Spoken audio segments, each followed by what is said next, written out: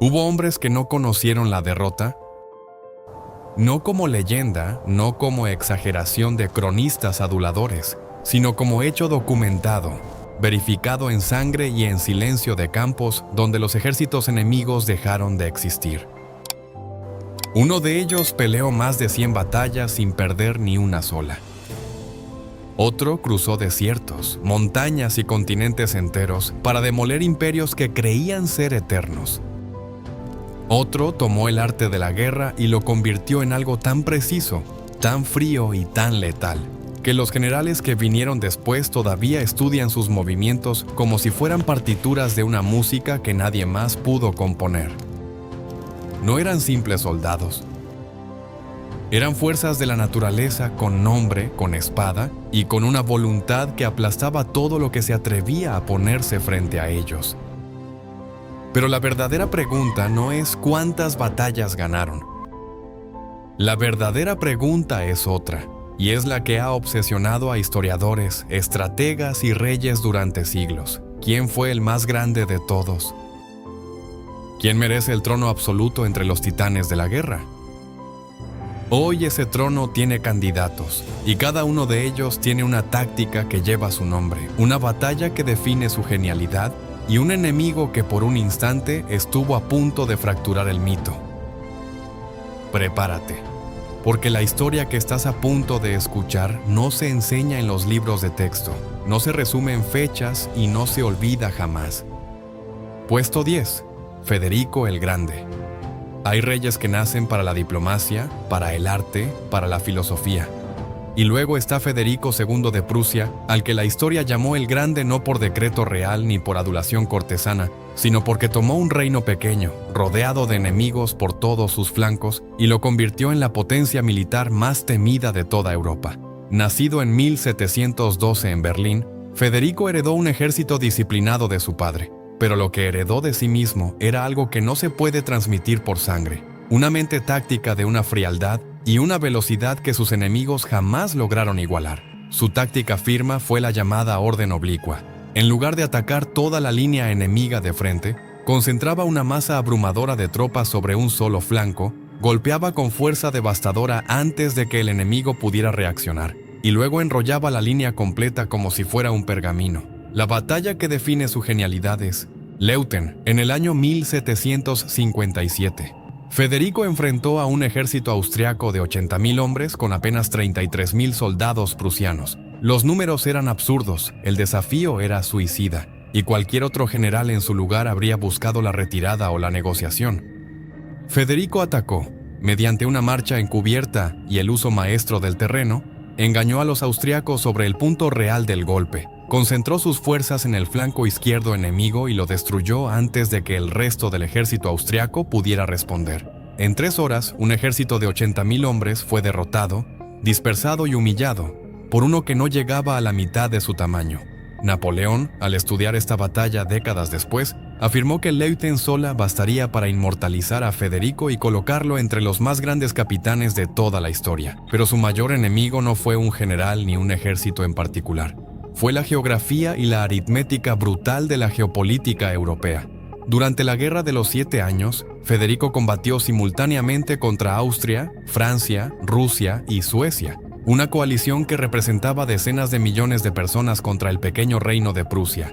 El momento en que el mito se tensó al límite fue en Kunersdorf, en 1759, donde Federico sufrió la derrota más aplastante de su vida a manos de un ejército ruso-austriaco combinado, perdiendo casi 20.000 hombres en un solo día.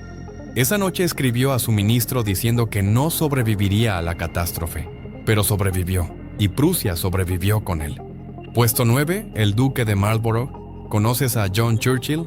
No el Winston Churchill del siglo XX, sino su ancestro directo, el primer duque de Marlborough, el hombre que durante casi una década convirtió los ejércitos de Luis XIV de Francia en algo parecido a un papel mojado. John Churchill es quizás el general más subestimado de toda la historia occidental, un nombre que los angloparlantes conocen bien, pero que el resto del mundo ha dejado caer en el olvido más injusto. Durante la Guerra de Sucesión Española entre 1701 y 1711, Marlborough comandó las fuerzas aliadas en los Países Bajos y en el corazón de Europa, y en ese periodo no perdió ni una sola batalla campal, ni un solo asedio que él mismo dirigió.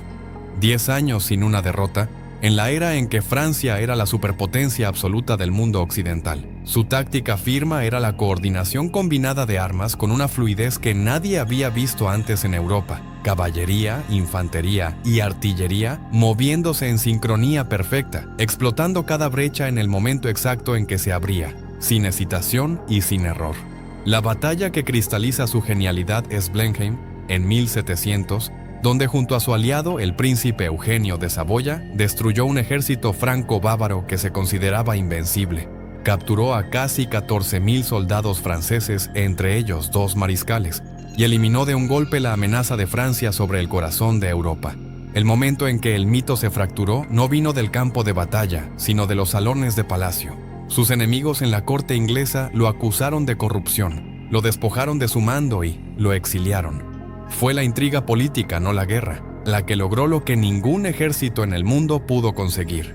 Puesto 8, Escipión el africano. Y llegamos al hombre que hizo algo que nadie en Roma creía posible: derrotar a Aníbal Barca. Publio Cornelio Escipión, al que la historia bautizó como el africano, fue el general que salvó a Roma cuando Roma ya se había rendido mentalmente a la idea de su propia destrucción. Tras las masacres del Trebia, del lago Trasimeno y de Canas, donde Aníbal había aniquilado a más de 100,000 romanos en apenas 3 batallas, Roma estaba al borde del colapso moral y político. Escipión tenía 25 años cuando fue nombrado comandante en Hispania, y en lugar de seguir la doctrina militar romana de choque frontal y superioridad numérica, estudió a sus enemigos, absorbió sus tácticas y las perfeccionó hasta convertirlas en armas propias. Su táctica firme era la adaptación total. Tomaba los métodos cartagineses, los métodos ibéricos y los de la caballería númida, y los integraba en una máquina de guerra romana con una flexibilidad táctica sin precedente en la historia de la República. La batalla que define su eternidad es Zama, en el año 202 a.C., donde enfrentó al mismísimo Aníbal en suelo africano y lo derrotó de manera definitiva. Neutralizó los famosos elefantes de guerra cartagineses, abriendo corredores en su formación para dejarlos pasar inofensivamente, envolvió la infantería de Aníbal con una caballería entrenada para ese propósito exacto, y destruyó el último gran ejército de Cartago en un solo día. Su mayor enemigo fue, paradójicamente, la política romana. Catón el Viejo lo persiguió con acusaciones de corrupción hasta que Escipión, despreciado por la ciudad que había salvado, se retiró a morir en el exilio. El hombre que salvó a Roma murió lejos de Minos en Roma. Así trata la historia a sus más grandes héroes. Puesto 7. Napoleón Bonaparte en sus años de invencibilidad. Hay una pregunta que los historiadores militares se han hecho durante 2 siglos y que todavía no tiene una respuesta que satisfaga a todos. ¿Fue Napoleón el mejor general de la historia moderna? ¿O fue el mejor general de toda la historia sin excepción? Lo que sí tiene respuesta, y una respuesta brutal, es lo que ocurrió entre 1796 y 1807, el periodo en que Napoleón Bonaparte era sencillamente imbatible. En 11 años de campañas consecutivas, aplastó a coaliciones enteras formadas por las potencias más grandes de Europa, ganó batallas en condiciones que desafiaban toda lógica militar, y rediseñó el mapa del continente con la misma facilidad con que otro hombre dobla una servilleta. Su táctica firme era el cuerpo de ejército como unidad autónoma combinada con la estrategia de la posición central. Dividir al enemigo, interponerse entre sus fuerzas, destruirlas. Por partes antes de que pudieran unirse. La batalla que encapsula su genialidad es Austerlitz, en diciembre de 1805, donde atrajo deliberadamente al ejército ruso-austriaco hacia una trampa perfecta fingiendo debilidad en su flanco derecho, esperó a que el enemigo comprometiera sus mejores tropas en ese punto, y entonces golpeó el centro debilitado con una fuerza devastadora que partió al ejército aliado en 2 mitades, que fueron destruidas por separado. 73,000 franceses derrotaron a 85,000 austrorusos en menos de 9 horas, con pérdidas enemigas 5 veces superiores a las propias. Fue la obra maestra táctica más perfecta de la era moderna. Su mayor enemigo no fue Wellington, ni Kutuzov, ni ningún general en particular. Fue la escala de sus propias ambiciones y el agotamiento de una Francia que no podía sostener guerras eternas en todos los frentes del mundo conocido. El momento en que el mito se fracturó llegó en 1812, cuando cruzó el río Niemen con 600.000 hombres para invadir Rusia y regresó con menos de 100.000.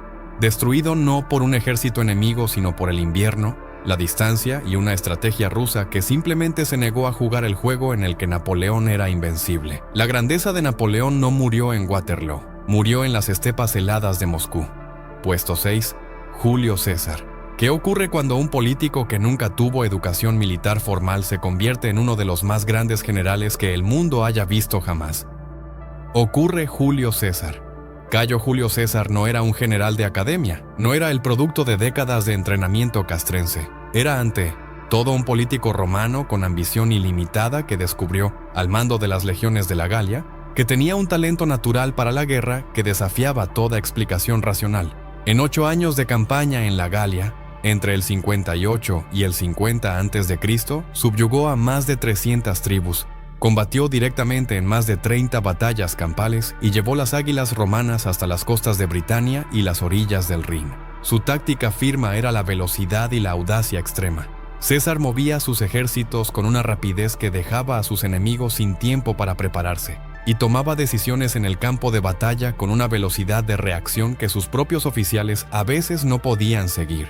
La batalla que define su eternidad es Alesia, en el año 52 a.C., donde sitiando la fortaleza del caudillo galo Vercingétorix con 70.000 romanos, fue a su vez rodeado por un ejército de socorro galo de 250.000 hombres. En lugar de retirarse, César construyó 2 líneas de fortificaciones simultáneas, una mirando hacia adentro para mantener el asedio y otra mirando hacia afuera para resistir el ataque. Combatió en ambas direcciones al mismo tiempo y ganó en ambas. El momento en que su mito se fracturó no llegó en ningún campo de batalla, sino en los idus de marzo del año 40 y antes de Cristo, cuando 23 puñaladas en el Senado romano demostraron que el hombre más poderoso del mundo era al final tan mortal como cualquier otro. Puesto 5. Alejandro Magno. Y aquí es donde el ranking entra en un territorio que ya no es simplemente historia militar, sino mitología pura. Alejandro III de Macedonia, al que el mundo llama el Grande desde hace 24 siglos, hizo algo que ningún otro ser humano antes o después ha logrado hacer a la misma escala. Construyó el imperio más extenso que el mundo antiguo había visto jamás, sin perder ni una sola batalla campal en toda su vida. Comenzó con un reino macedonio de menor tamaño que algunos estados modernos y en 13 años de campaña ininterrumpida llegó hasta las fronteras de la India, derribando en su camino al imperio persa Aqueménida, el mayor y más poderoso estado del mundo conocido de su época. Su táctica firme era el ataque en cuña encabezado por él mismo. Alejandro lideraba personalmente la carga de la caballería de los compañeros, rompía el punto más crítico de la línea enemiga con velocidad y furia irresistibles, y luego explotaba el caos generado para envolver y destruir al ejército rival antes de que pudiera reorganizarse. La batalla que cristaliza su genialidad es Gaugamela, en el año 331 a.C., donde enfrentó a Darío III de Persia con un ejército de entre 200.000 y 1.000.000 de hombres según las fuentes, y lo derrotó con apenas 47.000 macedonios mediante una carga personal tan precisa y tan feroz que Darío abandonó el campo de batalla en pánico antes de que la batalla terminara. Si hay un momento en que el mito de Alejandro se tensó, fue en la India, en el río Éfasis, cuando sus propios soldados se negaron a avanzar más. No fue un enemigo quien detuvo a Alejandro el Grande, fueron las lágrimas y el agotamiento de los hombres que lo amaban.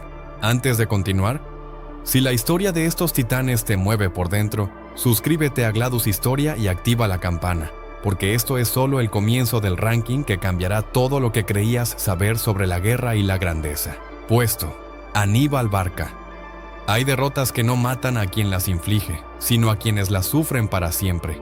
Aníbal Barca, el cartaginés, el azote de Roma, el hombre que durante 16 años acampó en suelo italiano y destruyó ejército tras ejército sin que ningún general romano pudiera detenerlo. Es quizás el táctico más estudiado de toda la historia militar occidental. No ganó la guerra contra Roma, pero las batallas que ganó son tan perfectas, tan brutalmente eficientes, que los generales que vienen después lo citan como si fuera un dios, no como si fuera un hombre. Cruzó los Alpes en invierno con 37 elefantes de guerra y un ejército de casi 50.000 hombres, perdiendo a miles en el camino. Y aún así llegó a Italia dispuesto a demoler a la república más poderosa del mundo antiguo. Su táctica firma es el envolvimiento doble, la maniobra de Canas, una obra de arte bélica tan perfecta que lleva su nombre para siempre en los libros de estrategia militar. La batalla de Canas, en el año 216 a.C., es la masacre táctica más eficiente de la historia antigua. Aníbal enfrentó a un ejército romano de 86,000 hombres con 50,000 cartagineses y en un solo día mató entre 60 y 70,000 romanos mediante un envolvimiento deliberado que atrapó a la legión entera en un círculo de acero del que no había salida. Colocó su centro débil para ceder ante el avance romano, extendió sus alas para envolver los flancos enemigos y cuando los romanos creyeron estar ganando ya estaban muertos. Fue la mayor derrota táctica de la historia de Roma y sigue siendo el manual de envolvimiento que los ejércitos del siglo XX todavía intentaron replicar. Su mayor enemigo no fue ningún general en particular, sino la distancia y la negativa cartaginesa a enviarle los refuerzos que necesitaba para rematar a Roma cuando estaba herida de muerte. Después de Canas, Roma no le envió delegaciones de paz, no cedió, no se rindió. Se reorganizó, evitó las batallas campales directas y lo desgastó con la estrategia de Fabio Máximo, el llamado temporalizador, que comprendió que Aníbal era invencible en campo abierto, pero vulnerable al tiempo y al hambre. El momento en que el mito se fracturó llegó en Sama, en el 202 a.C., cuando Escipión el africano le devolvió su propia táctica de envolvimiento con caballería superior y lo derrotó en el único campo de batalla donde Aníbal no era el dios de la guerra. Cartago cayó. Pero Canas nunca se olvidó. Puesto 3. Subutai el mongol. ¿Qué ocurre cuando la guerra no tiene fronteras, no tiene límites geográficos y no reconoce el concepto de distancia como obstáculo? Ocurre Subutai, general supremo del imperio mongol bajo Gengis Khan y luego bajo Ogodei Khan. Subutai es el general que más territorio conquistó en la historia de la humanidad y que más batallas campales ganó de manera documentada en toda su vida. Más de 65 victorias sin una sola derrota en combate directo, abarcando campañas en China, Persia, Rusia, Polonia y Hungría, en un arco geográfico que ningún otro comandante en la historia del mundo ha podido igualar. Era un hombre de origen humilde, nacido entre los pueblos de las estepas, que ascendió al nivel de semidios de la guerra por pura inteligencia táctica y una capacidad de planificación que dejaba sin palabras a todos los que lo estudiaban. Su táctica firma era la guerra de inteligencia y el envolvimiento a escala continental. Antes de atacar una región, Subutai enviaba espías durante meses o años para mapear los caminos, conocer las rivalidades entre los príncipes locales y calcular exactamente dónde y cuándo golpear. Luego coordinaba columnas de ejército separadas por cientos de kilómetros para que convergieran sobre el enemigo en el momento exacto, como pinzas cerrándose sobre una presa que no tiene escapatoria. La batalla que define su eternidad es Mohi, en el año 1241 en Hungría, donde destruyó al ejército del rey Bela IV en una emboscada perfecta sobre el río Sajó, cruzando simultáneamente por múltiples puntos para envolver a los húngaros antes de que pudieran reorganizarse. En ese mismo año, otro ejército mongol bajo el mando de Baidar y Kadan aplastaba a los caballeros polacos y teutónicos en Legnica, y ambas victorias ocurrieron con apenas 2 días de diferencia y a 500 kilómetros de distancia entre sí. Eso es coordinación a escala que el mundo moderno apenas puede imaginar. Su mayor enemigo fue, paradójicamente, la muerte de Ogodei Khan en 1241, que forzó la retirada mongola de Europa en el momento en que el camino hacia el oeste estaba completamente abierto. El mito de Subutai nunca se fracturó en el campo de batalla porque nunca encontró un ejército capaz de derrotarlo. Se fracturó con el tiempo, con el olvido, con el hecho de que un hombre que ganó más guerras que nadie en la historia quedó sepultado bajo el nombre más famoso de Gengis Khan, al que servía con devoción absoluta. Subutai fue la mente que movió al imperio mongol. La historia le debe al menos eso. Su nombre pronunciado con el mismo terror reverencial que el de su señor. Puesto 2. Khalid ibn al-Walid. Y llegamos al hombre que muchos historiadores militares serios consideran el candidato más legítimo al trono absoluto. Khalid ibn al-Walid, la espada de Dios, el general árabe que entre el año 612 y el año 632 de nuestra era luchó en más de 100 batallas sin perder ni una sola. No 20, no 30, no 50, 100 batallas sin derrota. Ese número solo, pronunciado despacio y con toda su magnitud, ya lo coloca en una categoría que ningún otro general en esta lista puede reclamar con la misma certeza documental. Comenzó como enemigo del Islam, derrotó a los primeros musulmanes en la batalla de Uhud y luego abrazó la fe y se convirtió en su espada más letal. El general que el profeta Mahoma nombró personalmente como comandante supremo de los ejércitos del Islam naciente. Su táctica firme era la movilidad extrema y la guerra psicológica. Khalid atacaba desde ángulos inesperados, cambiaba la disposición de sus tropas en medio del combate con una fluidez que desconcertaba a enemigos mucho más numerosos, y usaba la velocidad como arma principal en un desierto donde la sorpresa valía más que los números. La batalla que define su genialidad es Al-Walaya, en el año 633, donde aplicó una doble maniobra de envolvimiento sobre el ejército persa, con una ejecución tan perfecta que muchos historiadores la comparan directamente con Canas. Su mayor enemigo fue el propio califa Omar ibn al-Jattab, quien lo destituyó de su mando en medio de la conquista de Siria por razones políticas, no militares, cuando Khalid era absolutamente imbatible en el campo. El mito se fracturó no en la guerra, sino en la política, igual que Escipión, igual que Marlborough, como si la historia tuviera una crueldad particular reservada para los que son demasiado grandes para el mundo que los rodea. Puesto 1. Khalid ibn al-Walid, la espada de Dios. Hemos llegado al final del camino. Hemos atravesado las estepas de Mongolia con Subutai, cruzado los Alpes con Aníbal, marchado bajo el sol africano con Escipión, cabalgado junto a Alejandro hasta los confines del mundo conocido. Y ahora aquí, en el umbral del trono absoluto, solo queda un nombre, una cifra que la historia pronuncia con una reverencia que no concede a ningún otro. 100 batallas, 100 enfrentamientos documentados, 0 derrotas. Khalid ibn al-Walid no es simplemente el número 1 de este ranking. Es la respuesta más honesta que la historia militar tiene para dar cuando alguien pregunta quién fue el mejor general que jamás vivió. Nacido alrededor del año 585 de nuestra era en la tribu de los Quraysh, la misma tribu del profeta Mahoma, Khalid fue desde joven un guerrero de una capacidad física y táctica que sus contemporáneos reconocían con una mezcla de admiración y terror. Antes de abrazar el Islam, derrotó a los musulmanes en la batalla de Uhud en el año 625. Explotando un error en la formación enemiga con una carga de caballería en el flanco que rompió lo que parecía una victoria musulmana segura. Era el enemigo más peligroso del Islam naciente, y luego se convirtió en su arma más devastadora. El profeta Mahoma, al recibir la noticia de su conversión, lo nombró personalmente comandante, proclamando que Khalid era una espada desenvainada por el propio Dios. Lo que vino después desafía la comprensión racional. En menos de 2 décadas de campaña activa bajo el estandarte musulmán, Khalid ibn al-Walid conquistó Arabia, demolió al imperio sasánida persa, que llevaba siglos siendo una de las 2 superpotencias del mundo conocido, y desmanteló el poder militar del imperio bizantino en Siria y Palestina, el otro coloso del mundo antiguo. No lo hizo con ejércitos de superioridad numérica aplastante, no lo hizo con ventajas tecnológicas, no lo hizo con tiempo ilimitado, lo hizo con velocidad, con inteligencia táctica, con una capacidad para leer el campo de batalla en tiempo real que ningún contemporáneo suyo podía igualar, y que pocos generales en la historia total de la guerra han logrado replicar. Su batalla definitoria, más allá de Al-Walaya, es Ulais, en el año 633, donde enfrentó a un ejército persa combinado con fuerzas árabes cristianas aliadas a Persia, los rodeó completamente en una maniobra de envolvimiento ejecutada con una velocidad que el enemigo no pudo procesar, y los destruyó de manera tan total que las crónicas de la época describen el río Éufrates teñido de rojo durante días. Pero si hay una campaña que resume su genialidad por encima de todas las demás, es la conquista de Siria, específicamente la batalla de Yarmouk en el año 636, donde coordinó a un ejército árabe contra las fuerzas bizantinas del emperador Heraclio.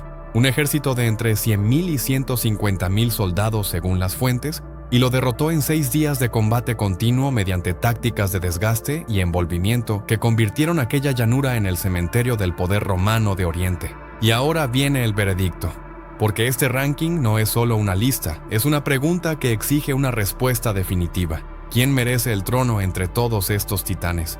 Alejandro jamás perdió una batalla campal, pero operó en una era donde sus enemigos eran cualitativamente inferiores en organización militar a las potencias que Khalid enfrentó. Aníbal creó la obra táctica más perfecta de la antigüedad en Canas, pero perdió la guerra y fue derrotado en Zama. Napoleón fue el genio operacional más brillante de la era moderna, Pero Waterloo y la campaña rusa le pertenecen también a su legado. Subutai ganó más territorio que nadie, pero operaba dentro de la maquinaria mongola más grande de la historia, con recursos humanos prácticamente ilimitados.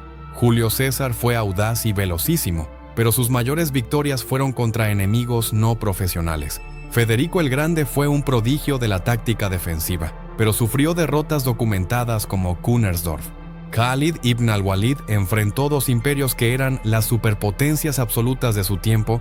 Lo hizo con ejércitos más pequeños en la mayoría de los casos, y los derribó a ambos sin perder una sola batalla en todo ese proceso. 100 batallas.